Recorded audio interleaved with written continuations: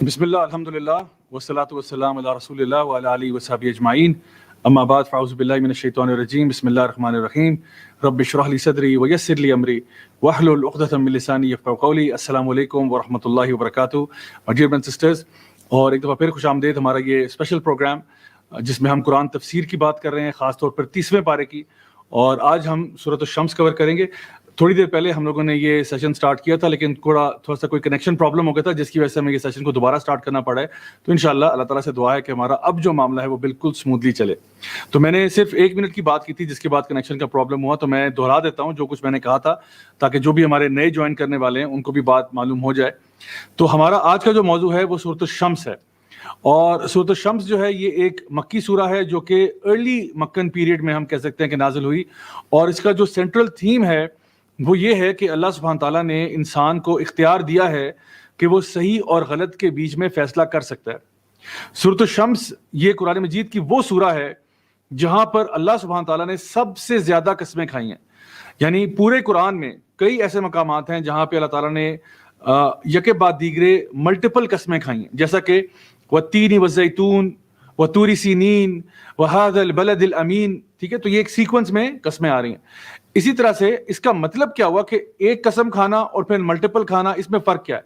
فرق یہ ہے کہ اگر میں آپ سے یہ بات کہتا ہوں کہ مثال کے طور پہ میرے گھر کے باہر ایک شیر آ گیا، تو شاید آپ میری بات پر ایمان نہیں لائیں گے کہ بھئی یہ تو بڑی ریڈیکولس بات کر رہا ہے۔ لیکن اگر میں یہ کہوں کہ خدا کی قسم ایسا ہوا ہے، تو اب میری بات میں وزن بڑھ گیا۔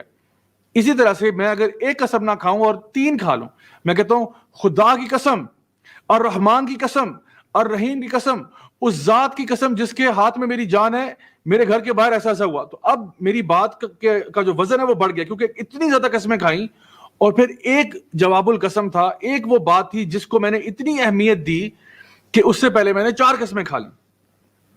اب آپ یہ دیکھیے کہ قرآن مجید میں جتنے بھی مقامات ہیں جہاں پہ اللہ تعالیٰ نے اپنی بات سے پہلے کوئی قسم کھائی ہے، یہ وہ مقام ہے۔ سورۃ الشمس وہ سورہ ہے جہاں پہ اللہ سبحانہ تعالیٰ نے سب سے زیادہ قسمیں کھائیں، اور پھر آپ خود سوچئے کہ جو بات انہوں نے کہی ہوگی وہ کتنی ہی اہم ہوگی، کتنی امپورٹنٹ وہ بات ہوگی جس سے پہلے اتنی ساری قسمیں کھائی۔ وہ بات کیا ہے اس پہ تو ابھی آتے ہیں تھوڑی دیر میں، لیکن سب سے پہلے ہم دیکھتے ہیں کہ وہ کون سی قسمیں ہیں جو اللہ سبحانہ تعالیٰ اس سورہ میں کھاتے ہیں کچھ بات ہم تک پہنچانے کے لیے۔ تو ارشاد فرمایا والشمس وضحاها، سورج کی قسم جب وہ ضحاها، جب وہ روشن ہو جاتا ہے۔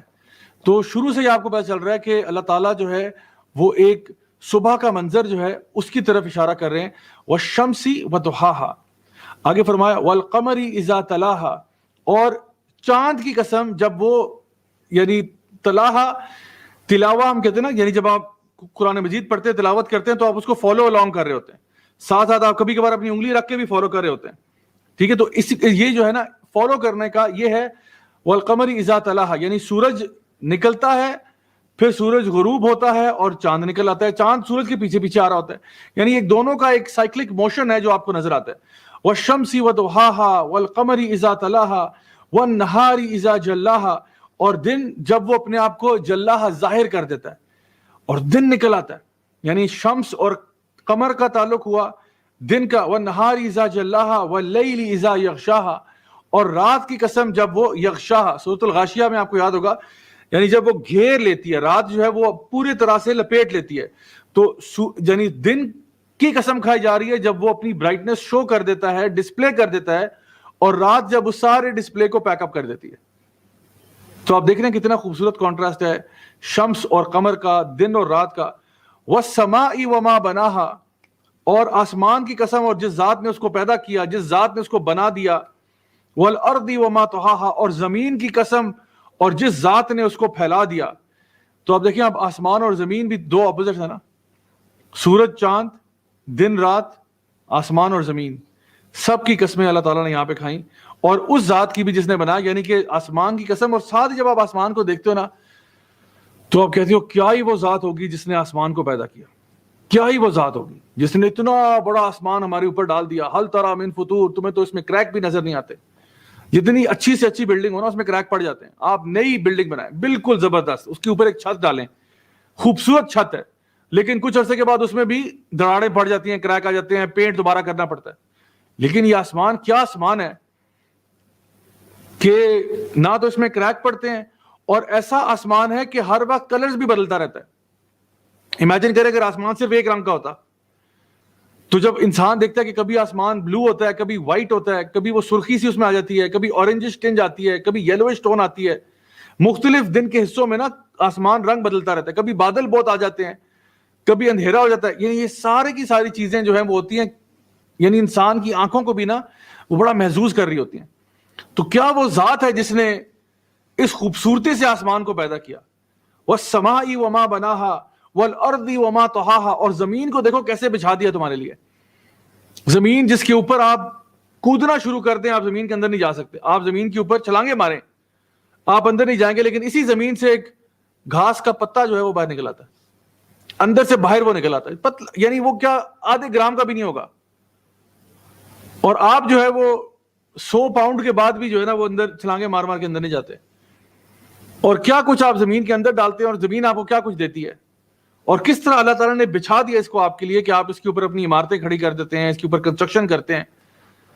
تو زمین و آسمان دونوں کا, وَالسَّمَاءِ وَمَا بَنَاهَا وَالْأَرْضِ وَمَا طَحَاهَا وَنَفْسٍ وَمَا سَوَّاهَا, اور اس نفس کی قسم اور جس ذات نے اس کو پیدا کیا, اس کو برابر کیا, سواہا یعنی اس کو ایک پروپورشن سے پیدا کیا نفس کو.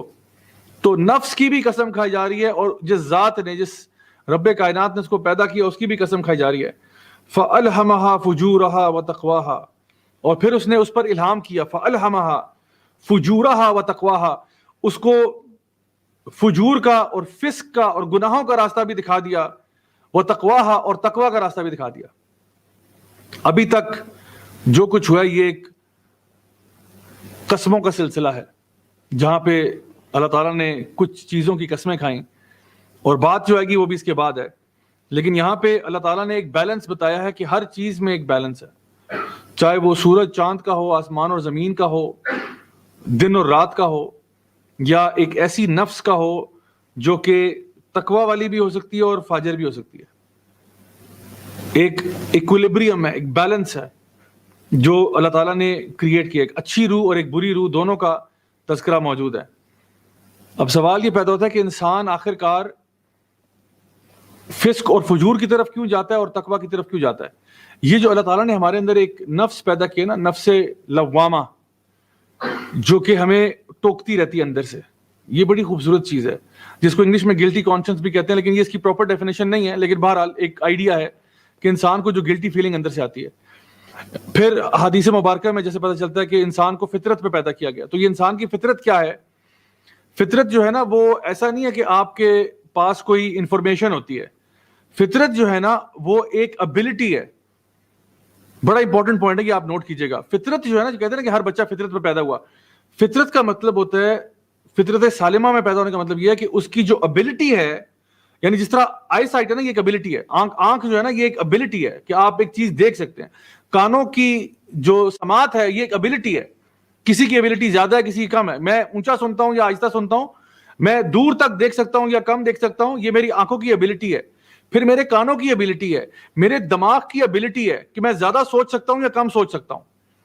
ٹھیک ہے, میرے بولنے کی بھی ابیلٹی ہے, میری آواز کی بھی ایک ابیلٹی ہے, کہاں تک میری آواز پروجیکٹ کرتی ہے, کہاں تک نہیں کرتی ہے. بالکل اسی طرح سے میرے اندر ایک فطرت ہے, وہ بھی ایک ابیلٹی ہے to know between right and wrong. یعنی میرے اندر اللہ تعالیٰ نے ایک کمپس ڈالا ہوا ہے جس کو پتا چل جاتا ہے کہ یہ تو غلط کر رہا ہے اور یہ تو صحیح کر رہا ہے. سیلف ریپروچنگ نفس ہے اندر ایک, اس کو چیز کھٹک جاتی ہے کہ میں نے زیادتی کی ہے, میں نے زیادتی کی. آپ دیکھیے چھوٹے سے بچوں کے ساتھ آپ ایکسپیریمنٹ کریں نا, چھوٹا سا بچہ مثال کے طور پہ 1.5 سال کا بچہ. اب 1.5 سال کے بچے کی کیا آپ نے اس کو یعنی پی ایچ ڈی کرایا ہوگا فزکس میں, یا کون سا آپ نے اس کو کوئی LLB کروا دیا اور وہ کوئی لا کا کوئی بڑا قانون دان بن گیا. 1.5 سال کا بچہ ہے, آپ اس کو ایک لالی پاپ دیں, آپ کہیں بیٹا یہ تمہارے لیے, آپ اس کو ایک لالی پاپ دیتے ہیں, کو بیٹا یہ ہے, یہ لو. یہ ایکسپیریمنٹ آپ نے اپنے خرچے پہ کرنا ہے, میں ویسے بتا رہا ہوں, ٹھیک ہے. آپ نے اس کو لالی پاپ دیا, یہ لو. اب وہ اس نے لالی پاپ لے لیا, وہ بڑا خوش ہے, لالی پاپ کھا رہا ہے. آپ 2 منٹ اس کو کھانے دیں, ٹھیک ہے. اس کے بعد آئیں اور اس سے چھین لیں, کوئی دے دو, لے لیں اس سے. یہ بچہ رو پڑے گا. کیوں؟ یہ بچہ کیوں رو رہا ہے؟ اس کی رونے کی وجہ کیا؟ سائیکالوجسٹ کیا کہتے ہیں؟ یہ کیوں رو رہا ہے؟ اس لیے رو رہا ہے کیونکہ اس کو پتا ہے میرے ساتھ زیادتی ہوئی ہے، میرے ساتھ انجسٹس ہوا ہے. بھائی اس نے کون سا لا پڑھا ہے اس کو پتا ہے انجسٹس کیا ہوتا ہے؟ اس کو تو الفابیٹ نہیں آتا ابھی تک، انجسٹس کا کیا پتا ہوگا اس کو پتا ہے. فَأَلْهَمَهَا فُجُورَهَا وَتَقْوَاهَا، اس کو پتا ہے کہ میرے ساتھ زیادتی ہوئی ہے، مجھے ایک چیز دی گئی اور مجھ سے چھین لی گئی، مجھے ایک چیز گفٹ کر دی گئی، وہ کہا یہ تمہاری ہے، یہ تمہاری ہوگی، you are now the owner of this property. ایک پراپرٹی میری بنا دی گئی اور پھر ایک شخص آیا اور اس نے مجھ سے وہ چھین لی.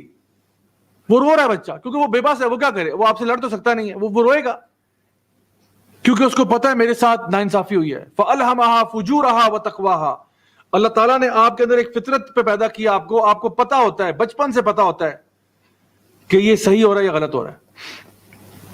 ایک اور ایکسپیریمنٹ کر سکتے ہیں آپ. ایک چھوٹی بچی ہے، لیٹس سپوز کہ 5 سال کی ہے، اس کا بڑا بھائی ہے، لیٹس سپوز وہ 8 سال کا ہے. اس بڑے بھائی سے 8 سال کا، وہ اس سے قد میں بھی لمبا ہے، فزیکلی بھی اسٹرانگر ہے، بچی چھوٹی ہے، 5 سال کی ہے، ننھی پری ہے، نازک سی ہے. اب یہ جو لڑکا ہے اس کو آپ کہیں کہ جا کے اپنی بہن کو نا چٹکی کاٹ کے آؤ. اب وہ لڑکا جاتا ہے، اس کو چٹکی کاٹتا ہے، بہن چیختی ہے اور اب اس کے پیچھے بھاگ رہی ہے.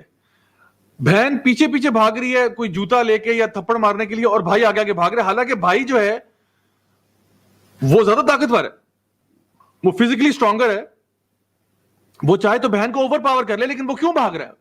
سوال ہے نا، بڑا امپورٹنٹ سوال ہے. بھائی کیوں بھاگ رہا ہے؟ کیونکہ اس کے اندر گلٹ ہے، وہ گلٹی فیل کر رہا ہے. اس کو پتا ہے کہ میں نے بہن کے ساتھ زیادتی کی ہے، میں نے اس کو چٹکی کاٹی ہے، میں اگریسر ہوں، میں اوپریسر ہوں، میں نے زیادتی کی ہے. اب وہ بھاگ رہا ہے، وہ فرار ہو رہا ہے، اور بہن اس کے پیچھے بھاگ رہی ہے کیونکہ اس کو پتا ہے میرے ساتھ انجسٹس ہوا ہے، میں نے اس کا بگاڑا ہی کیا تھا، کس نے مجھے چٹکی کاٹی آ کے، میں نے کیا کیا تھا اس کو؟ میں نے کچھ بھی نہیں کیا. اور وہ لڑکا اب بھاگ رہا ہے کیونکہ اس کو پتا ہے میری شامت آئی ہے. کیوں؟ فَأَلْهَمَهَا فُجُورَهَا وَتَقْوَاهَا. آپ کے اندر اللہ تعالیٰ نے نا ایک مورل کمپس دیا ہوا ہے.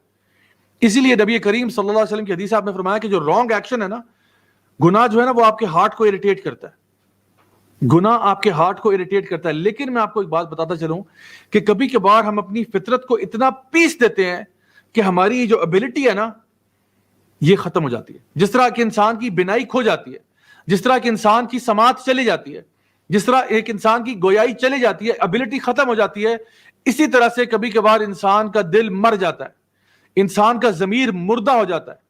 فَأَلْهَمَهَا فُجُورَهَا وَتَقْوَاهَا والی جو کیپیبلٹی تھی نا اس کے پاس، جو اللہ تعالیٰ نے اس کو دی تھی کہ وہ ڈسٹنگوش کر سکے بٹوین رائٹ اینڈ رانگ، یہ مر جاتی ہے. یہ وہ لوگ ہوتے ہیں جو گناہ کو گناہ نہیں سمجھتے، جو جھوٹ بولتے ہیں اور کہتے ہیں یہ ہمارا حق ہے، زیادتیاں کرتے ہیں، کہتے ہیں میں کروں گا.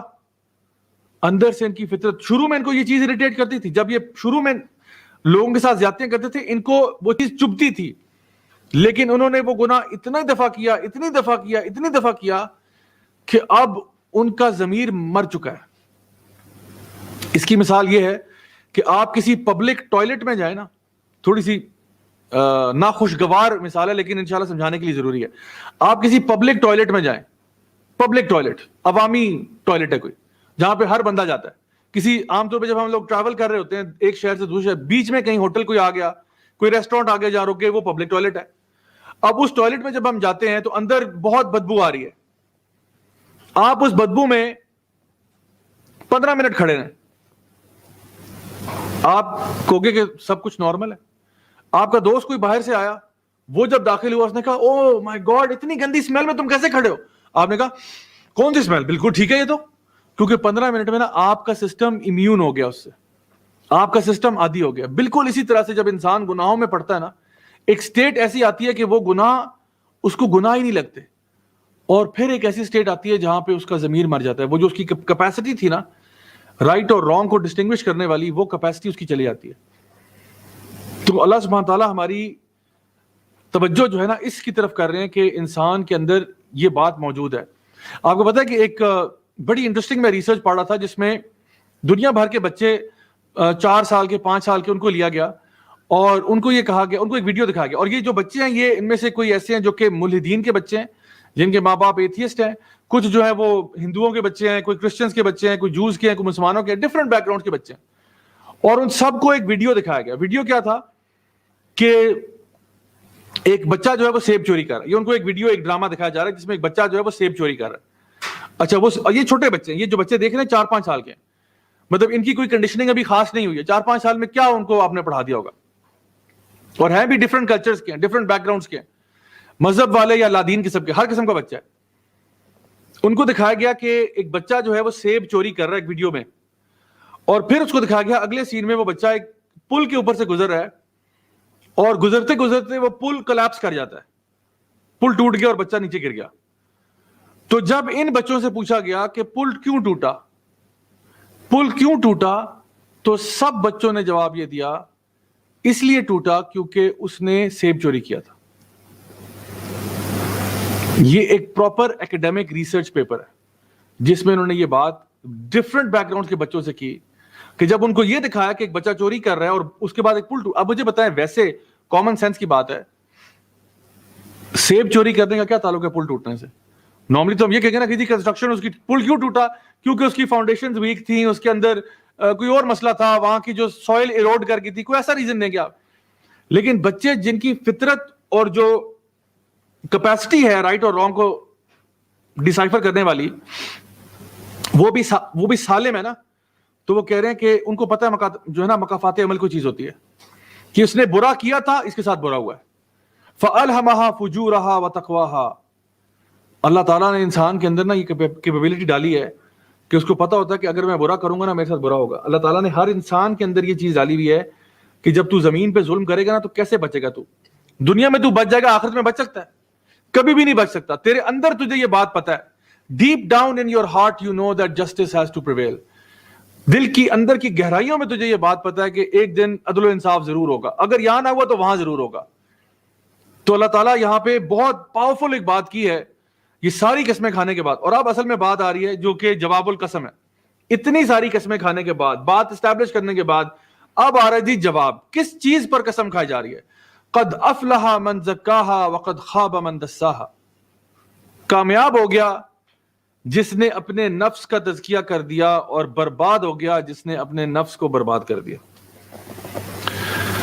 اللہ اکبر. اللہ تعالیٰ ہمیں یہ آیات سمجھنے کی توفیق عطا فرمائے. اللہ سبحانہ تعالیٰ فرماتے ہیں قد افلح من زکاہا, کامیاب ہو گیا وہ. افلح فلاح سے نکلا نا, ہم نے پہلے بھی اس کے بارے میں بات کر چکے ہیں. کامیاب ہو گیا قد افلح من زکاہا, جس نے اپنا تزکیہ کر لیا, اپنے دل کو پاک کر لیا, اپنے اندر سے برائیوں کو باہر نکال پھینکا, دل کی میل کچیل کو اتار ڈالا, وہ کامیاب ہو گیا. اور برباد ہو گیا جس نے اپنے نفس کو برباد کر دیا. دیکھیے آپ کا دل جو ہے نا, یہ اللہ سبحانہ تعالیٰ فرماتے ہیں قرآن مجید میں یوم لا ينفع مال ولا بنون الا من اتى اللہ بقلب سلیم. اس دن اللہ تعالیٰ نہ تمہارا مال دیکھے گا نہ تمہاری اولاد دیکھے گا, صرف قلب سلیم ہے جو تم اللہ کے پاس لے کے جاؤ گے. یہ جو قلب سلیم ہے یہ ایک ایسا دل ہونا چاہیے جو کہ برائیوں سے صاف ہو. نبی کریم صلی اللہ علیہ وسلم نے فرمایا تھا کہ جب ایک انسان گناہ کرتا ہے نا تو اس کے دل کے اوپر ایک کالا نقطہ پڑ جاتا ہے, اور پھر جب وہ دوسرا کرتا ہے تو دوسرا پڑ جاتا ہے, پھر تیسرا کرتا ہے تو تیسرا پڑتا ہے, حتیٰ کہ اس کا پورا دل کالا ہو جاتا ہے. آپ نے فرمایا کہ تمہارے جسم میں گوشت کا لوتھڑا ہے, اگر وہ ٹھیک ہے پورا جسم ٹھیک ہے, اگر وہ خراب ہے پورا جسم خراب ہے. کیا ہے وہ؟ ہوا قلب, وہ تمہارا دل ہے. دل کی اصلاح کر لو. ایک اور حدیث میں آتا ہے کہ اللہ تعالیٰ تمہارے چہروں کو نہیں دیکھتا, تمہارے لباس کو نہیں دیکھتا, بلکہ اللہ تعالیٰ تمہارے دل کی حالت کو دیکھے گا قیامت والے دن. آپ نے میک اپ کہاں سے کروایا ہے, آپ نے کس ڈیزائنر کے کپڑے پہنے ہیں, اللہ کو اس سے کوئی غرض نہیں ہے.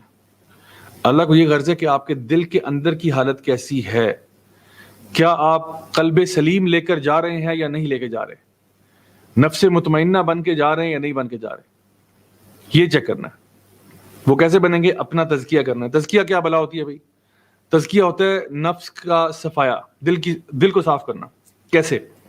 یعنی جب گناہ جو ہیں وہ آپ کے دل کے اوپر جگہ پکڑ لیے, انہوں نے جڑیں اپنی اندر ڈال دی ہیں, تو آپ دل کو اب صاف کریں گے, ایک ایک کر کے برائی باہر نکالیں گے. مثلا دل کے امراض کیا ہیں؟ پہلے تو یہ بڑا اہم سوال ہے, دل کے امراض کیا ہیں؟ دل کے امراض میں سے ایک مرض جو ہے مثال کے طور پہ وہ ہے انسان کے دل میں حسد کا ہونا, جیلسی, انوی. اگر آپ کو لگتا ہے کہ میرے اندر حسد ہے تو آپ نے حسد کو اپنے اندر سے باہر نکالنا ہے. اس کو نکالنے کے بہت سارے طریقے ہیں. یہ طریقے اگر آپ سیکھنا چاہتے ہیں تو اس کے لیے ہمارا جو یوتھ کلب کا چینل ہے یوٹیوب پہ, اس پہ ایک میری سیریز پڑی ہوئی ہے اسپرچل کارڈیولوجی کے نام سے. اس میں ہم نے ایک ایک مرض کی بات کی, اور انشاءاللہ اس کے مزید ایپیسوڈز بھی آئیں گے. لیکن وہ آپ دیکھ سکتے ہیں کہ تزکیے کا پورا پروسیس جو ہے ایک ایک مرض کو اپنے اندر سے کیسے نکالا جائے گا. اگر آپ کو لگتا ہے میرے اندر غصہ بہت زیادہ ہے, مجھے غصہ بہت آتا ہے, میرے اندر یہ مسئلہ ہے, میرے اندر یہ پرابلم ہے, تو پھر آپ غصے کو نکالنے کی ایکسرسائز کریں گے کہ میں ایک ایسا شخص ہو جاؤں جو کام ہو, ریلیکسڈ ہو. قد افلح من زکاہا وقد خاب من دساہا. اگر آپ کو لگتا ہے کہ میری ایگو بہت بڑی ہے, میرے اندر تکبر بہت زیادہ ہے, میرے غرور بہت زیادہ ہے, میں لوگوں کو اپنے سے حقیر سمجھتا ہوں, اور پھر میرے الفاظ اور میرے اعمال اس کی عکاسی بھی کرتے ہیں, تو پھر تکبر کو نکالنے کا بھی طریقہ ہے.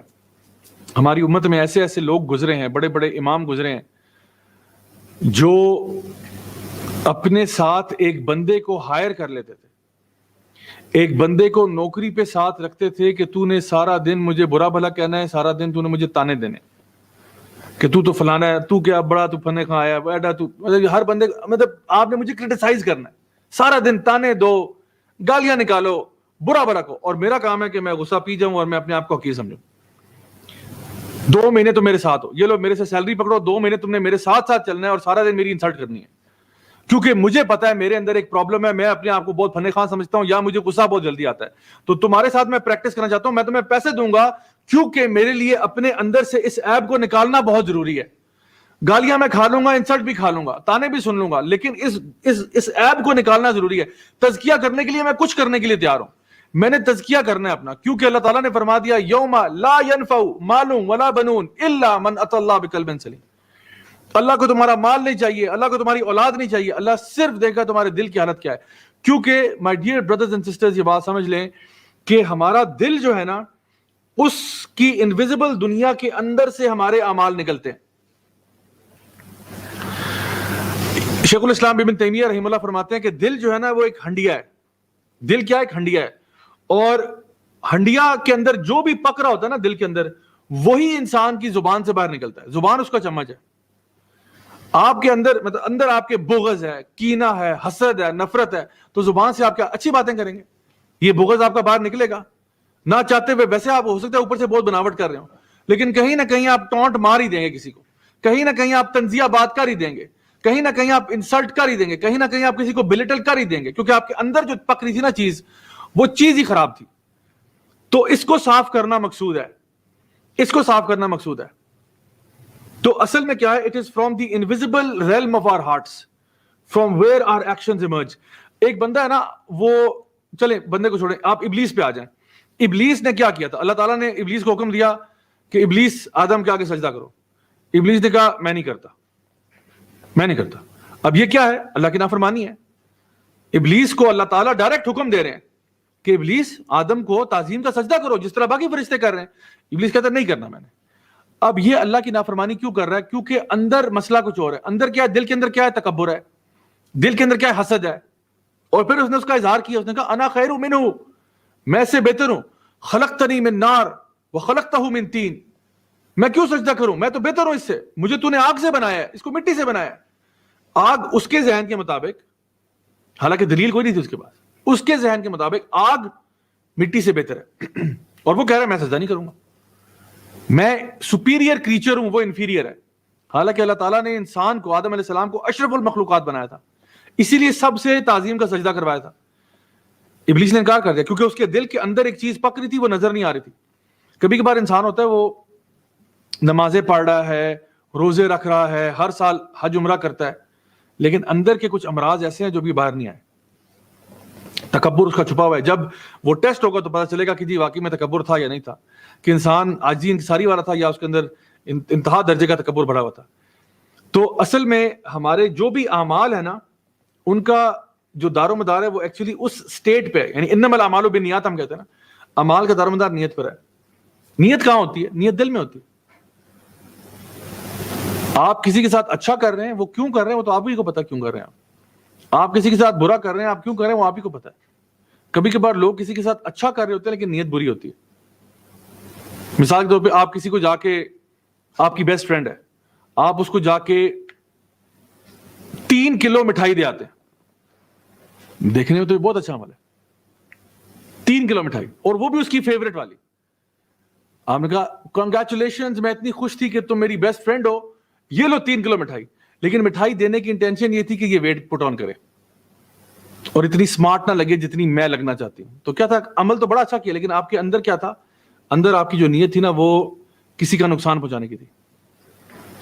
تو ہماری یہ جو ہڈن دنیا نا دل کی, اس کے اندر سے ہمارے اعمال نکلتے ہیں. تو اگر دل صاف ہوگا نا تو آٹومیٹکلی اعمال بھی صاف ہو جائیں گے. اگر آپ نے کسی کی بھی اصلاح کرنی ہے نا تو اس کے دل کی اصلاح ضروری ہے. جب لوگوں کے دل بدلتے ہیں نا تو ان کے عمل آٹومیٹکلی بدل جاتے ہیں. لیکن اوپر سے آپ عمل بدلنے کی کوشش کریں سرخی پاؤڈر لگا کے, دل نہیں بدلا اس کا, وہ اوپر سے آپ کے فورسنگ میں تو کر لے گا. جس طرح اکثر میں دیکھتا ہوں ماں باپ بڑا اسٹرگل کرتے ہیں بچوں کو نماز پڑھانے میں, دل سے محبت نہیں پیدا کرتے ان کے اندر. ان لوگوں کے بارے میں پڑھا کے بتا کے جو اللہ کے بڑے نیک لوگ تھے, جو بڑے ہیروز تھے, جو نماز پڑھتے تھے. اس کے بجائے کیا ہوتا ہے, ڈنڈے کے زور پہ نماز پڑھو, دفعہ ہو جاؤ نماز پڑھو, نکل جاؤ یہاں سے نماز پڑھو. اب بچہ آپ کے ڈر سے نماز تو پڑھ رہا ہے لیکن اس کے اندر وہ فیلنگ ڈیولپ ہی نہیں ہوئی. تو کیا ہوا, جب وہ بڑا ہوا اور آپ تھوڑا ادھر ادھر ہو گئے, کہیں وہ پڑھنے نکل گیا یا کہیں بھی گیا, جاب کے لیے نکل گیا, اب اس نے نماز چھوڑ دی. کیوں؟ کیونکہ اندر سے محبت ہے ہی نہیں اس کی. وہ تو آپ کے ڈر سے پڑھ رہا تھا, اللہ کے خوف سے نہیں پڑھ رہا تھا, اللہ کی محبت میں نہیں پڑھ رہا تھا. وہ تو جب آپ کا ڈنڈا ہٹا ہے وہاں سے تو اس نے چھوڑ دیا اس چیز کو. تو اصل میں نا دل کی اصلاح, دل کی اصلاح, دل کی اصلاح, یہ وہ چیز ہے جس کو اگر آپ ٹارگٹ کر لیں تو سمجھے سارا معاملہ سیٹ ہو جائے گا. اسی لیے فرمایا قد افلح من زکاہا وقد خاب من دساہا. جس نے اپنا تزکیہ کر لیا وہ کامیاب ہو گیا, اور جس نے اپنے آپ کو اندر سے خراب کر لیا وہ برباد ہو گیا. اتنی زیادہ قسمیں کھانے کے بعد, اتنی ساری قسمیں کھانے کے بعد, پورے قرآن مجید میں اتنی قسمیں کہیں نہیں ہے جتنی یہاں پہ. اب مجھے بتائیں تزکیہ نفس اہم چیز ہے یا نہیں ہے؟ کس کو ہلکا لیں؟ آپ عربی زبان نہ سیکھیں. بہت سے لوگ ہوتے ہیں نا, وہ کہتے ہیں جی میں قرآن, رمضان کا مہینہ جی میں قرآن ختم کرنا ہے, قرآن ختم کرنا ہے. کریں ضرور کریں, کوئی مسئلہ نہیں. ایک دفعہ نہیں 100 دفعہ کریں آپ, لیکن اپنی پرائرٹیز کو سمجھیں. آپ نے قرآن اگر 10 دفعہ بھی پڑھ لیا نا پورے رمضان میں, آپ نے پورے رمضان میں عربی زبان سیکھ لی, آپ نے کہا جی میں نے فلاں کتاب پڑھ لی ہے. اصل چیز کیا ہے, جو آپ کا مقصد تھا نا وہ یہ تھا قد افلح من زکاہا وقد خاب من دساہا. آپ دنیا کے سب سے بڑے عالم بھی بن جائیں نا, دنیا کے سب سے بڑے عالم بن جائیں, لیکن اگر آپ کا تزکیہ نہیں ہوا آپ گئے. بہت بڑا لیٹ سپوز عالم دین ہو, بہت بڑا عالم دین ہو, لیکن وہ متکبر ہو, لوگوں کو اپنے سے حقیر سمجھتا ہو. بہت بڑا کوئی نوبیل پیس پرائز ونر ہو, نوبیل پیس پرائز ملا ہوا ہے, لیکن انتہا درجے کا ایروگنٹ آدمی ہے اور غصے والا, لوگوں کے ساتھ بدتمیزی کرنے والا. تو نوبیل پیس پرائز اس کو جہنم کی آگ سے بچا لے گا؟ نہیں بچائے گا. قد افلح من زکاہا وقد خاب من دساہا. اصل میں تو اللہ تعالیٰ آپ کے دل کی حالت کو ہی دیکھ رہا نا کہ بھئی آپ کا دل کس جگہ پہ تھا, کتنا اللہ تعالیٰ سے ڈرنے والا تھا. تو اللہ سبحانہ وتعالیٰ فرماتے ہیں قرآن مجید میں سورۃ البقرہ کے اندر کہ فی قلوبہم مرض فزادہم اللہ مرضا. ان کے دلوں میں ایک بیماری لگ چکی ہے اور اب اس بیماری میں اضافہ ہو گیا. یعنی کچھ یہ جو بیماری ہے یہ اسپرچل بیماری کی بات ہو رہی ہے, کیونکہ اگر انسان کو دنیا میں کوئی بیماری لگی ہو نا, فزیکل بیماری, اور ایک ہے اس کو اسپرچل بیماری ہے. فزیکل بیماری اتنی ڈینجرس نہیں ہے جتنی اسپرچل ہے, کیونکہ فزیکل بیماری سے ورسٹ کیس سینیریو کیا ہوگا, مر جائے گا. اگر ایک انسان کو فزیکل بیماری ہے, کوئی ہارٹ کنڈیشن ہے, تو ورسٹ کیس سینیریو کیا ہوگا, زیادہ سے زیادہ یہ ہوگا مر جائے گا. لیکن اگر وہ نیک تھا تو پھر جنت میں جائے گا انشاءاللہ, اگلا جہاں اس کا بہت اچھا ہوگا. لیکن ایک بندہ جس کے دل میں اسپرچل بیماری ہے, فی قلوبہم مرض, جس کے دل میں بیماری لگی ہے نفاق کی, منافقت کی, یا اور کوئی اس طرح کی بیماری ہے, وہ دنیا میں عیاشی کر لے گا لیکن جہنم میں جائے گا. وہ منافق اگر وہ تھا تو سب سے نچلا گڑھا جہنم کا اسی کے لیے.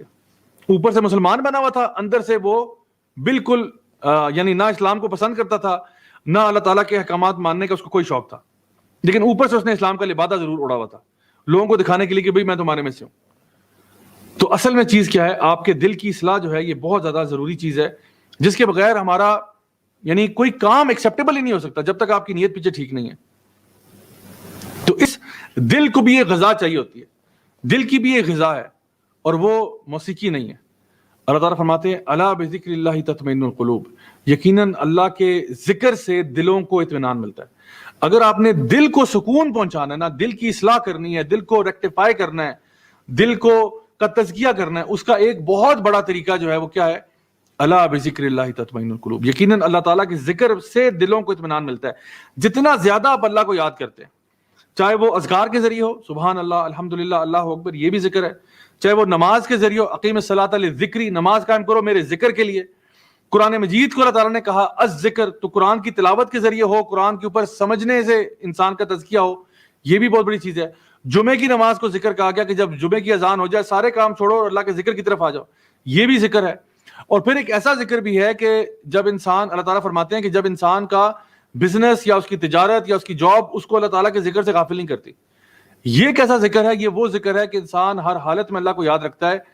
یعنی انسان بزنس کر رہا ہے لیکن اللہ کو نہیں بھولا. اب مثال کے طور پہ اگر میں ایک شاپ کیپر ہوں، میری ایک دکان ہے، میرے پاس سے کسٹمر آتا ہے، کسٹمر کہتا ہے بھائی یہ پین کتنے کا؟ اب مجھے پتا ہے یہ پین جو ہے یہ فالٹی ہے، مجھے پتا ہے کہ یہ پین فالٹی ہے، اس میں کوئی مسئلہ ہے، اور میں اس کو ایکچوئل پرائس سے بھی اوپر بیچ رہا ہوں، کیونکہ مجھے یہ پتا ہے کہ گاہک کو اس کے بارے میں کچھ نہیں پتا. گاہک جو ہے نا اس کے بارے میں ان پڑھ ہے، اور ویسے بھی اس نے کسی اور کو گفٹ دینا ہے، تو یہ تو ویسے ہی مجھ سے لے کے جائے گا، آگے جا کے کسی کو دے گا، وہ جو بعد میں بندہ کھولے گا پتہ چلے گا اس کی تو نپ ٹوٹی ہوئی تھی، یا اس کے اندر کوئی اور جو ہے نا پرابلم تھا کہ انک لیک کرتا تھا پیچھے سے. یہ تو مجھے پتا ہے نا، مجھے پتا تھا اس کے ساتھ مسئلہ کیا ہے، لیکن میں نے کہا گاہک بیوقوف ہے، بدھو ہے، میں نے اس کو فل پرائس سے بھی اوپر بیچا. میں نے کہا جی سب سے اعلیٰ ترین پین یہ ہے، جتنی پرائس تھی اسے ڈبل بیچ دیا. اب دیکھیں گاہک سے ٹرانزیکشن تو ہو گیا، میری جیب میں پیسے بھی آ گئے، گاہک خدا حافظ، آئندہ مجھے یہ گاہک شاید نظر بھی نہیں آئے گا، ٹھیک ہے، کیونکہ اس نے بھی گفٹ پیک کروایا، میرے سے ہی پیک کروایا، کسی اور کو گفٹ دے دیا، وہ بیچارہ مربت میں مارا جائے گا، اس کو گفٹ مل گیا، اس نے کہا چلو چھوڑو یار اب نہیں چل رہا تو کیا میں کمپلین کروں. میں تو بچ گیا نا، کیا واقعی میں بچ گیا؟ کیا میں اللہ کے عذاب سے بچ گیا؟ کیا میرے اوپر فرشتے نہیں تھے؟ یعنی میرے اندر کا جو خبیث انسان تھا نا اس کا تزکیہ نہیں ہوا تھا. میرے اندر کا جو نفس تھا نا وہ نفس امارہ تھا، گناہوں کی طرف لے جانے والا. وہ ایسا نفس تھا جو کہ رائٹ اور رانگ کا یا تو فرق جانتا تھا اور پھر بھی غلط کر رہا تھا، یا پھر اتنا جھوٹ اور فریب اور فراڈ کا عادی ہو چکا ہے، لالچ، اتنی لالچ دل میں بھری ہوئی ہے کہ اگلے کا نقصان کرانا وہ بہتر سمجھتا ہے کہ بس میری جیب میں 2-4 پیسے ایکسٹرا آ جائے. تو اس لیے ایک یہ ذکر ہوتا ہے انسان کا کہ جب انسان بزنس بھی کر رہا ہے نا کسی کے ساتھ تو وہ اللہ کو نہیں بھولتا. اس کو پتا ہے میں بزنس کر رہا ہوں، ٹھیک ہے گاہک بیوقوف ہے، اللہ تو دیکھ رہا ہے نا، اللہ کو تو پتا ہے کہ میں اس کے ساتھ کیا سلوک کر رہا ہوں، تو وہ نہیں کرتا. آپ یقین کریں میں ایک دفعہ فیصل آباد میں تھا، اور وہاں پہ ہم لوگ ایک چیز ہم کرتے ہیں، اس کو اسٹریٹ دعویٰ کہتے ہیں. اسٹریٹ دعویٰ، ہم سڑکوں پہ نکل جاتے ہیں، لوگوں سے بات چیت کرتے ہیں، ان کو دین کی بات کرتے ہیں. تو وہاں پہ ایک پولیس کانسٹیبل صاحب میرے پاس آئے، کافی عمر کے تھے، مطلب ہوں گے وہ کوئی میرے خیال ہے آلموسٹ 60 کو ٹچ کر رہے ہوں گے. تو میں گیا جی، میں نے کہا چلو ان سے ذرا اللہ رسول کی بات کرتے ہیں، تھوڑا ان کو پرپس آف لائف بتاتے ہیں کہ جی مقصد حیات کیا ہوتا ہے. کیونکہ اکثر ہم لوگوں نے پولیس والوں کے بارے میں بڑا برا ہی سنا ہوتا ہے کہ جی کرپشن بڑی کرتے ہیں اور پیسے کھاتے ہیں. تو میں ان کے پاس گیا، میں نے کہا کہ یہ بتائیے گا کہ زندگی کا ہمارا مقصد کیا ہے، اور میں تھوڑی بہت بات ہی شروع کی. آپ یقین کریں انہوں نے مجھے بڑی خوبصورت بات بتائی. وہ کہتے ہیں کہ بیٹا میرے نا 4 بیٹے ہیں. تو میں نے کہا جی ماشاء اللہ بہت اچھی بات ہے. کہتے ہیں میرے 4 بیٹے ہیں اور ان میں سے 2 حافظ قرآن ہیں، ایک عالم دین ہے، اور ایک جو ہے وہ کسی انجینئرنگ فرم کے ساتھ کام کرتا ہے. تو چاروں ہی بیٹے میرے بڑے فرما بردار ہیں، بہت نیک ہیں، اور کہتے ہیں میں اللہ کا سب سے زیادہ جو شکر ادا کرتا ہوں نا وہ اسی بات پر ہے کہ اللہ نے مجھے بڑی فرما بردار اور نیک اولاد عطا فرمائی ہے. اچھا میں بڑا حیران ہوا ان کی اس بات سے. میں نے کہا اچھا بتائیں یہ کیسے ہوا، کیسے because I really wanted to know کہ کیوں ایسا ہوا. کہتے ہیں بیٹا میں کوئی فرشتہ صفت آدمی نہیں ہوں، میں گناہ گار آدمی ہوں، لیکن میں نے اپنی زندگی کا ایک اصول بنایا ہے، اور نہ میں کوئی عالم دین ہوں. میری زندگی کا ایک اصول ہے، میں یہ کہتا ہوں کہ اگر میں حرام کماؤں گا اور حرام کما کے گھر لاؤں گا اور وہ حرام بچوں کو کھلاؤں گا تو بچے بھی حرام کام کریں گے، اور اگر میں حلال کماؤں گا، حلال گھر لے کے آؤں گا، حلال بچوں کو کھلاؤں گا تو بچے بھی حلال کام کریں گے. کہتے ہیں میرا یہ اصول ہے. کہتے ہیں بیٹا خدا کی قسم میں نے اپنی زندگی میں کبھی کرپشن نہیں کی. میں خدا کی قسم کھاتا ہوں، میں قرآن پر ہاتھ رکھ کے آپ کے سامنے قسم کھا کے کہہ سکتا ہوں کہ میں اپنے آپ سے کوئی بہت، مجھے اپنے پہ فخر نہیں ہے، لیکن اگر ایک بات میں نے زندگی میں کی ہے نا وہ یہ کہ میں نے 1 روپیہ بھی کسی کا حرام کا نہیں کھایا. مجھے بہت آفریں بھی ہوئی ہیں، لوگوں نے بڑے بڑے پیسے بھی دیے، میں نہیں لیتا، کیونکہ مجھے پتا کہ میں اگر لوں گا میرے بچے حرام پہ پلیں گے، میں اپنے بچوں کو حرام پہ نہیں پال سکتا. کہتے اس لیے میں اللہ کا شکر گزار ہوں کہ اللہ نے مجھے نیک اولاد دیا. My dear brothers and sisters, I swear to God, میں اس دن نا ان کو دعوت دینے گیا تھا. یقین جانے انہوں نے مجھے دعوت دی اس دن. میں ان کو دعوت دینے کے لیے گیا تھا کہ میں بندہ ہے مطلب جو ہے نا وہ پولیس والا ہے, اس کو دعوت دیتے ہیں یار پتہ نہیں کتنا گناہ گار ہوگا. مجھے اس دن سمجھ آیا کہ یار مجھے انہوں نے دعوت دے دیا, مجھے انہوں نے ایک ایسا لائف لیسن سکھایا ہے جو آج سے پہلے میں نے کبھی سوچا بھی نہیں تھا اس طریقے سے, کہ واقعی میں مکافات عمل کا ایک معاملہ یہ بھی ہے کہ انسان اگر حرام کماتا ہے تو گھر میں بھی حرام ہی ہوگا نا. پھر کیا بچوں پہ کمپلین کرنا کہ جی میرے بچے بڑے نافرمان ہو گئے ہیں, جب آپ خود اللہ کی نافرمانیاں کر رہے ہیں. تو اصل میں جو انسان ایک آنےسٹ تاجر ہوتا ہے نا, اس کا بڑا مقام اور مرتبہ ہے, جو اپنے کسی بھی حالت میں نا اللہ کو بھولتا نہیں ہے. اس کو پتا ہے کہ میں نے اللہ تعالیٰ کو راضی رکھنا ہے, ہر وقت مجھے اللہ دیکھ رہا ہے, وہ کبھی اللہ کو بھلاتا نہیں ہے. یہ بھی ایک ذکر ہے اللہ تعالیٰ کا, اللہ بذکر اللہ تطمئن القلوب. یہ وہ ذکر ہے کہ ہر وقت انسان اللہ کے ذکر میں رہتا ہے, کبھی بھی اس کے اوپر یہ سٹیٹ طاری نہیں ہوتی کہ میں اللہ کو بھول گیا ہوں, اللہ مجھے دیکھ رہا ہے, میں کمرے میں ہوں, میں اکیلا ہوں, میں گھر سے باہر ہوں, گھر کے اندر ہوں, کہیں بھی ہوں, اللہ مجھے دیکھ رہا ہے, میں اللہ کو نہیں بھولا. جو انسان اس لیول آف ذکر پہ آتا ہے نا, وہ پھر ایک کمال لیول پہ پہنچتا ہے. اس کو بولتے ہیں تقویٰ. یہ جو ذکر ہے اس کو بولتے ہیں تقویٰ, God consciousness. You are aware of اللہ سبحانہ وتعالیٰ ایٹ آل ٹائمز, دس از تقویٰ. اور یہی تقویٰ جو ہے یہ رمضان کا آبجیکٹو ہے کہ رمضان کے مہینے کے بعد آپ کے اندر یہ چیز پیدا ہو جائے. ایک چیز جس دل میں تقویٰ آ جائے وہ اس کا تزکیہ نہیں ہو جائے گا, جس کا دل متقی ہو جائے. جب آپ صلی اللہ علیہ وسلم سے پوچھا گیا کہ تقویٰ کہاں ہوتا ہے, آپ نے فرمایا التقویٰ ہاں ہونا, تقویٰ ادھر دل میں ہوتا ہے. آپ اپنے دل سے گند باہر نکالیں, پلاٹ خالی کریں, اس میں تقویٰ لے کے آئیں.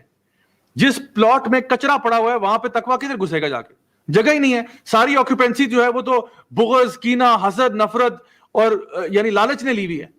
ان کو باہر نکالو, صفائی کرو اس پورے جگہ کی, ان چیزوں کو باہر پھینکو, پھر تقویٰ کو بیچ میں لے کے آؤ. یہ اصل چیز مطلوب و مقصود ہے. تو اللہ تعالیٰ نے فرمایا وَنَفْسٍ وَمَا سَوَّاهَا فَأَلْهَمَهَا فُجُورَهَا وَتَقْوَاهَا قَدْ أَفْلَحَ مَنْ زَكَّاهَا وَقَدْ خَابَ مَنْ دَسَّاهَا. اچھا, یہ جو الہام کا ذکر ہو رہا ہے نا, فَأَلْهَمَهَا فُجُورَهَا وَتَقْوَاهَا, یہ الہام جو ہے مفسرین کہتے ہیں 3 قسم کا ہوتا ہے. ایک تو اللہ تعالیٰ نے الہام کیا ہر جانور کو کہ اس نے کھانا کہاں سے لینا ہے یا کیا کھانا ہے, بھاگنا ہے, دوڑنا ہے, تیرنا ہے, اڑنا ہے, یہ بھی الہام ہے. ہنی بی کو پتا ہے کہ اس نے شہد بنانا ہے, چونٹی کو پتا ہے اس نے اپنے کام کرنا ہے, ٹرمائٹس کو پتا ہے انہوں نے کیا کام کرنا ہے, شیر کو پتا ہے اس نے کیا کرنا ہے, ہرن کو پتا ہے اس نے کیا کرنا ہے, بکری کو پتا ہے اس نے کیا کرنا ہے. یعنی اللہ تعالیٰ نے ہر مخلوق پہ بھی الہام کیا ہوا ہے. ایک تو یہ مطلب ہے. دوسرا الہام کیا ہے, وہ الہام جو میں انکشافات کی شکل میں یا ایجادات کی شکل میں آتا ہوتا ہے, جس کو ہم ایک برائٹ آئیڈیا کہتے ہیں. یہ بھی فَأَلْهَمَهَا, یہ بھی ایک الہام ہوتا ہے انسان کے اوپر, کہ انسان بیٹھا تھا کہ او آئیڈیا, وہ جو آئیڈیا اچھا پازیٹیو آئیڈیا ہوتا ہے, یہ بھی ایک الہام کی ایک کیفیت ہے. اور پھر ایک الہام جو ہے وہ یہ ہے کہ یہ جو میں نے آپ سے بتایا کہ رائٹ اور رانگ کے اندر فرق کرنا, یہ بھی ایک کیپیسٹی ہے جو اللہ تعالیٰ نے, ایک کیپیبلٹی جو انسان کو دی ہے کہ وہ صحیح اور غلط کے اندر فرق کر سکتا ہے. اور یہی پھر کامیابی اور ناکامی کا باعث بنتی ہے ایک انسان کے لیے.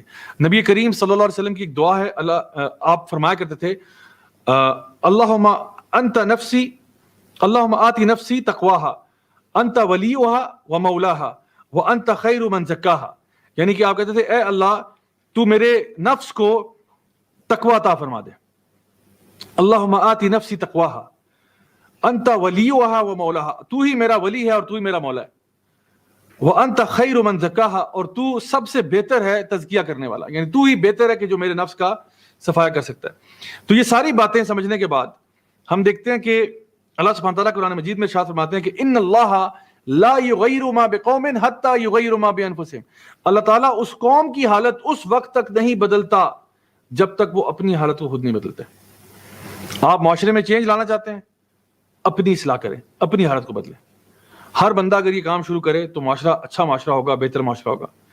یا مقلب القلوب ثبت قلبی الی دینک, یہ دعا تھی جو کہ نبی کریم صلی اللہ علیہ وسلم سب سے زیادہ مانگا کرتے تھے. اے دلوں کے پھیرنے والے, میرے دل کو اپنے دین پر قائم رکھنا. تو یہاں پہ آگے فرمایا گیا کہ کذبت ثمود بتغواہا, کہ یقیناً سمود نے جھٹلا دیا اور یعنی بتغواہا اور طغیانی کی, یعنی انہوں نے اپنی لمٹس کو کراس کیا. اب یہاں پہ اللہ تعالیٰ بات کر رہے ہیں, تزکیے کی بات کریں, اور اس کی اگزامپل کیا دی رہی ہے کہ کس طرح پوری قوم برباد ہوئی. کذبت ثمود بتغواہا اذ انبعث اشقاہا فقال لهم رسول اللہ ناقۃ اللہ وسقیاہا. جب ان میں سے ایک شخص جو ہے اذ انبعث اشقاہا, جب ان میں سے سب سے جو ظالم شخص تھا وہ کھڑا ہوا اور اس نے جو ہے وہ اونٹنی کو, اللہ تعالیٰ کی جو اونٹنی تھی اس کو مار دیا. اب یہ صالح علیہ السلام جو تھے یہ اللہ کے بڑے نیک نبی تھے, بڑے اپنے سوسائٹی کے بھی بڑے یعنی بڑے مانے ہوئے شخص تھے, بڑے ماشاءاللہ ایک کریکٹر والے, اخلاق والے, کردار والے, سب جانتے تھے کہ بہت اچھے انسان ہیں. اور انہوں نے جب اپنی قوم کو گائیڈ کرنے کے لیے کہا تو وہ انہوں نے ان کی بات نہ مانی, بلکہ ان کو طرح طرح کے الزامات لگائے اور کیا کچھ برا بھلا کہا. پھر صالح علیہ السلام نے ان کو یہ کہا کہ اللہ تعالیٰ کی اذن سے میں تمہارے سامنے ایک معجزہ پیش کرتا ہوں, جو تم چاہو گے. لوگوں نے خود ہی ڈیمانڈ کیا کہ ٹھیک ہے اس پتھر کو اونٹنی بنا دو. انہوں نے اللہ تعالیٰ سے دعا کی اور ہو گیا, معاملہ ہو گیا. لیکن لوگوں نے انکار کر دیا کیونکہ اب جو ہے نا وہ حق اور باطل واضح ہو گیا. لوگوں کی اندر کی خباثت تھی نا, انہوں نے ماننا تو تھا نہیں, جو بھی نظر آ گیا نہیں ماننا. 9 لوگوں نے پلاننگ کی, ایک بندے نے ایگزیکیوٹ کیا, عذاب ساروں پہ آیا. کیوں؟ کیونکہ 9 بندوں نے پلاننگ کی تھی کہ اونٹنی کو ختم کر دو, کیونکہ اونٹنی ایک نشانی بن چکی ہے لوگوں کے لیے. پہلے اونٹنی کو مارو, پھر صالح کو بھی مار دو. تو انہوں نے جب اللہ تعالیٰ کی واضح نشانیوں کو جھٹلا دیا اور پھر مرڈر پلان کیا, تو 9 لوگوں نے پلان کیا, ایک نے ایگزیکیوٹ کیا. عذاب ساروں پہ اس لیے آیا کیونکہ باقی سارے تماشائی تھے. They say all you need in order for evil to spread is for good men to do absolutely nothing. اگر آپ چاہتے ہیں کہ معاشرے میں شر پھیلے, اس کا ایک بہت آسان طریقہ یہ کہ جو اچھے لوگ ہیں نا معاشرے کے, وہ کچھ نہ کریں, وہ ہاتھ پہ ہاتھ دھرے بیٹھے رہیں. تو اسی لیے عذاب ساروں پہ آ کہ تم لوگ سارے وہاں کیا کر رہے تھے. بڑے تم بنتے تھے, نیک اور بڑے پاکیزہ بنتے تھے. جب معاملہ آیا اپنے نبی کا دفاع کرنے کا, جب معاملہ آیا اللہ تعالیٰ کی بات کرنے کا, تم سارے چپ چاپ بیٹھے تھے وہاں پہ. تو یہ اللہ تعالیٰ کو بالکل پسند نہیں ہے. پھر کیا ہوا؟ فقال لهم رسول اللہ ناقۃ اللہ وسقیاها. پھر اللہ کے رسول نے بولا ناقۃ اللہ, ناقۃ اللہ, اللہ تعالیٰ کی اونٹنی, کہ اس کو یعنی اللہ تعالیٰ کی اونٹنی, یعنی لوگوں کو وارن کیا ناقۃ اللہ, تو اس کو پینے دو, اس کو روکو نہیں. فَكَذَّبُوهُ فَعَقَرُوهَا فَدَمْدَمَ عَلَيْهِمْ رَبُّهُمْ بِذَنبِهِمْ فَسَوَّاهَا وَلَا يَخَافُ عُقْبَاهَا. اللہ سبحانہ وتعالیٰ فرماتے ہیں کہ پھر جب انہوں نے اس اونٹنی کو مار دیا, حالانکہ اس کو یہ کہا گیا تھا کہ اونٹنی کو پانی پینے دو, اس کو چرنے دو, کوئی اس کو ڈسٹرب نہ کرے, یہ اللہ تعالیٰ کی ایک نشانی ہے تمہارے سامنے. انہوں نے اونٹنی کو بھی قتل کر دیا. اللہ تعالیٰ فرماتے ہیں فَكَذَّبُوهُ فَعَقَرُوهَا, تو انہوں نے جھٹلا بھی دیا اور پھر اس اونٹنی کو قتل کر ڈالا. فَدَمْدَمَ عَلَيْهِمْ رَبُّهُمْ بِذَنبِهِمْ فَسَوَّاهَا, تو اللہ تعالیٰ نے ان کو تباہ کر دیا ان کے گناہوں کی وجہ سے. اللہ اکبر. اللہ تعالیٰ نے اس قوم پہ عذاب, اللہ تعالیٰ کا بہت سخت عذاب آیا. اچھا, یہ جو عذاب ان کے اوپر آیا, دیکھیں اللہ تعالیٰ نے 2 لوگوں کی ڈسٹنکشن کی ہیں, ایک ہے حزب الرحمن اور ایک حزب الشیطان. آپ نا زیادہ دیر بیچ میں نہیں رہ سکتے, یعنی یا آپ حزب الرحمن والے بن جائیں, حزب اللہ والے بن جائیں, اللہ والے بن جائیں, یا آپ شیطان والی پارٹی جوائن کر لیں. اس میں بیچ میں کوئی چیز نہیں ہے. یہ جو قوم تھی نا, اس میں 9 لوگ حزب الشیطان تھے, باقی سارے بیچ میں تھے, نیوٹرل ہوئے تھے. حالانکہ حق اور باطل واضح ہوا تھا, ایک سوسائٹی کے اندر حق اور باطل واضح ہے, پھر بھی نیوٹرل بیٹھے ہوئے بیچ میں کہ نہیں جی ہم ادھر گئے تو وہ ہمارے پہ پرابلم نہ آ جائے. اللہ تعالیٰ نے پوری قوم کو برباد کر دیا. کیوں؟ کیونکہ یہ سارے کے سارے جو تھے نا, یا تو آپ ایک پارٹی پکڑیں, یا تو آپ نبی کا ساتھ دیں, یا آپ خیر کا ساتھ دیں, حق کا ساتھ دیں, اللہ کا ساتھ دیں, یا آپ جو ہے وہ جو ٹرانسگریسرز ہیں ان کے ساتھ دیں. تو کبھی کبھار خاموش رہنا بھی جرم ہو جاتا ہے. تو اس لیے یہاں پہ پوری قوم کے اوپر عذاب آیا. اور آپ دیکھیں کہ ایک فرد جو ہے نا اگر کرپٹ ہوتا ہے, 9 بندوں نے پلاٹ کیا, کرپشن ایک نے کی, ساروں پہ عذاب آیا, تو ایک فرد خراب ہوا ہے, پورا معاشرہ خراب ہو رہا ہے. تو اسی لیے یہ فرمایا گیا کہ ان اللہ لا یغیر ما بقوم حتی یغیر ما بانفسہم, اللہ اس قوم کی حالت نہیں بدلتا جب تک کہ وہ اپنی حالت نہیں بدلتے. ہمیں اگر ہم چاہتے ہیں نا کسی حالات ہمارے ملک کے بہتر ہوں, ہر بندہ اپنی اصلاح کرے. جب میں خود دین کی طرف آ رہا تھا نا, تو میرے اندر بڑا وہ ایک جذبہ اور جوش تھا کہ بھئی یہ بدل دو, وہ بدل دو, اس کو گراؤ, اس کو پلٹاؤ, کچھ ہو جائے, کوئی قیامت برپا ہو جائے, کوئی حالات کو بدلیں. لیکن پھر جب میں دین پڑھتا گیا اور سمجھتا گیا, اور جن علماء کے ساتھ میں بیٹھا نا, تو الحمدللہ مجھے سمجھ میں آیا کہ میں ابھی پورے گورنمنٹ کو بدلنے کے چکروں میں ہوں, میں فلانا کو بدلنے کے چکروں میں ہوں. میں خود تو بدلا ہی نہیں ہوں, میں خود تو ابھی بھی گناہوں میں پڑا ہوں, نہ میں نے دین کو سمجھا, نہ میں چاہتا ہوں. یعنی ہمارا ورلڈ ویو کیا ہوتا ہے, ہم کہتے ہیں I want the world to change, but I don't want to change. I want to change the whole world, but I don't want to change myself. یہ کس قسم کی منافقت ہے؟ آپ چاہتے ہیں پوری دنیا, یعنی اگر آپ چاہتے ہیں کہ دنیا میں جو چینج دیکھنا چاہتے ہیں, پہلے آپ وہ خود تو چینج اپلائی کریں نا. آپ کہتے ہیں شریعت نافذ ہونی چاہیے, آپ کے 6 فٹ کے وجود پہ نافذ ہوئی ہے, آپ کے بیڈ روم میں شریعت نافذ ہے, آپ کے لیونگ روم میں شریعت نافذ ہے, آپ کے گھر میں شریعت نافذ ہے. پہلے ادھر نافذ ہوگی تو سمجھ آئے گا کہ بھئی آپ کسی لیول پہ پہنچے ہیں کہ آپ ملک اور قوم پہ بھی نافذ کریں گے. ہمارا دین یہی ہونا چاہیے کہ ہر بندہ اللہ تعالیٰ کے حقوق پر عمل، اللہ تعالیٰ کے حقوق کو پورا کرے، بندوں کے حقوق کو پورا کرے، اللہ تعالیٰ کے احکامات کو سر انجام دے. لیکن اس سے پہلے کیا ہے؟ اس سے پہلے یہ کہ آپ جو بھی چینج لانے والے لوگ ہیں وہ اپنے اوپر تو چیز کو اپلائی کریں. ورنہ اللہ سبحانہ وتعالیٰ ارشاد فرماتے ہیں کہ یا ایھا الذین آمنوا لما تقولون ما لا تفعلون، اے ایمان والو کیوں تم وہ کہتے ہو جو خود کرتے نہیں. عجیب تمہارے ڈبل سٹینڈرڈز ہیں، دوسروں کو نصیحتیں کر رہے ہو، خود تم نے کرنا نہیں ہے اس چیز کو. تو بعد میں اثر بھی تبھی پڑتا ہے جب انسان خود وہ چیز لے کے آتا ہے. آگے جو آخر میں اللہ تعالیٰ نے بات کی، اسی پہ ہم اختتام کریں گے. آخری آیت جو ہے بڑی پاورفل ہے. اللہ تعالیٰ فرماتے ہیں ولا یخاف عقباہا، اور اللہ تعالیٰ کو کوئی ڈر نہیں تھا کہ اس کا نتیجہ کیا نکلا.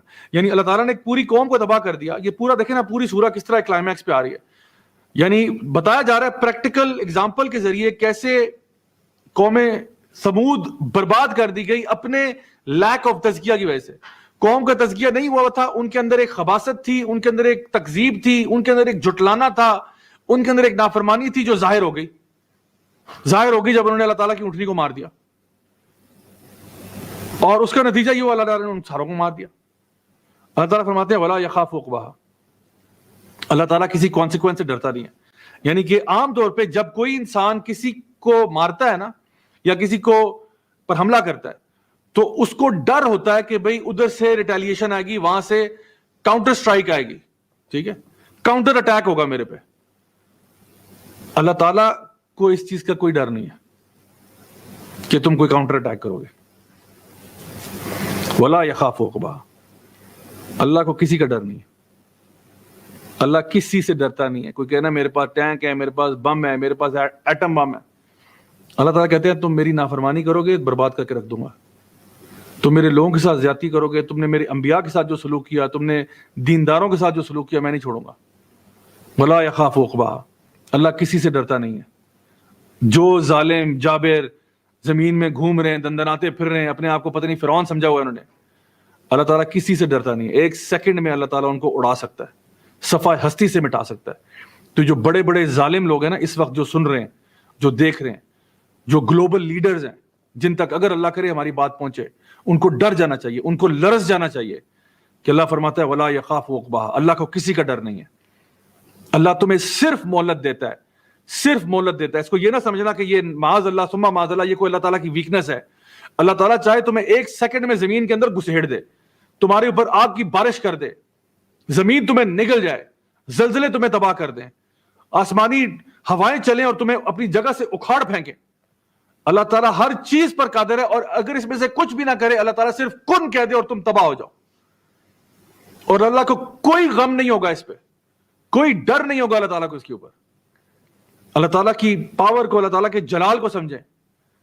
اللہ تعالیٰ بتاتا ہے کہ یہ تمہیں میں نے بتا دیا، فَأَلْهَمَهَا فُجُورَهَا وَتَقْوَاهَا، دونوں چیزیں تمہارے اندر کیپیبلٹی تمہیں عطا فرمائی. جس طرح تمہارے پاس آنکھیں ہیں، ناک کان منہ ہے، تمہارے اندر کیپیبلٹیز ہیں، اسی طرح تمہارے ہر انسان کے اندر میں نے کیپیسٹی دی ہے to know what is right from what is wrong. اسی لیے جن کے دل صاف ہوتے ہیں نا، انگریز بھی ہو کوئی، نان مسلم بھی کوئی ہو، جس کا اندر سے کمپس ٹھیک ہے، اس پہ جب قرآن کا نور پڑتا ہے تو وہ نور علی نور ہو جاتا ہے.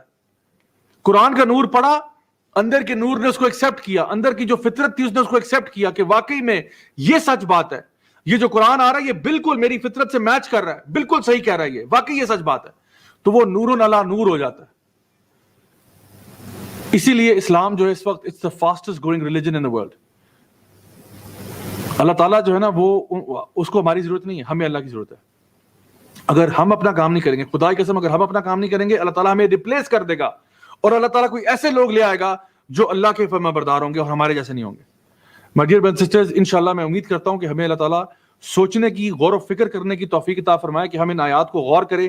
جب بھی یہ سورۃ الشمس ہم نماز میں پڑھیں، ہمیں سمجھ آ جائے بات کہ اللہ تعالیٰ کیا کہنا چاہ رہے ہیں، کہ ہمیں ایک چوائس دی گئی ہے، ہم نے چوائس میں کرنی ہے کہ ہم نے ہمیشہ وہ کام کرنا ہے جو اللہ تعالیٰ کی فرما برداری والا ہے، نہ کہ وہ کام کریں جو اللہ تعالیٰ کی نافرمانی میں آتا ہے. اللہ تعالیٰ ہمیں توفیق عطا فرمائے کہ ہم اپنے دلوں کا تزکیہ کر سکیں، اپنے اندر سے جو بھی غلطیاں ہیں، گناہ ہیں، کوتاہیاں ہیں، فالٹس ہیں، ان کو باہر نکال سکیں اور اپنے دل کے اندر ساری وہ چیزیں داخل کریں جیسا کہ تقویٰ ہے، اخلاص ہے، لوگوں کے لیے رحم دلی کا معاملہ ہے، یہ چیزیں اپنے دلوں میں لے کے آئیں. اللہ تعالیٰ ہم سب کو عمل کرنے کی توفیق عطا فرمائے. انشاءاللہ کل آپ سے ملاقات ہوگی، سیم ٹائم سیم چینل. تب تک کے لیے اپنا بہت خیال رکھیے. سبحانک اللہم و بحمدک، اشہد ان لا الہ الا انت، استغفرک و اتوب الیک. بارک اللہ فیکم. السلام علیکم ورحمۃ اللہ وبرکاتہ.